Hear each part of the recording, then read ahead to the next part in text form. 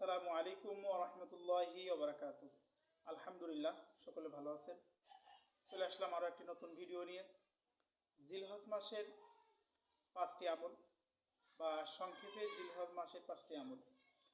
জিলহজ মাসের প্রথম 10 দিন নফল রোজা ও রাতে ইবাদত করা বেশি বেশি, চুল নখ না কাটা, চাঁদোটা থেকে শুরু করে কুরবানি করা পর্যন্ত, আরাফাত দিনে রোজা রাখা।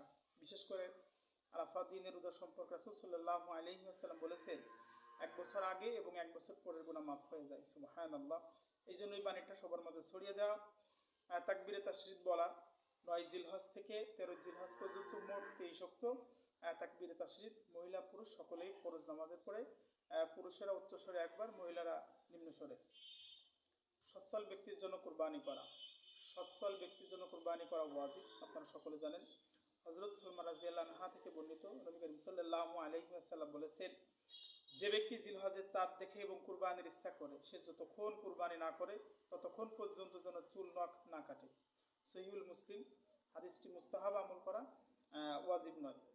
সকলকে ধন্যবাদ। আসসালামু আলাইকুম।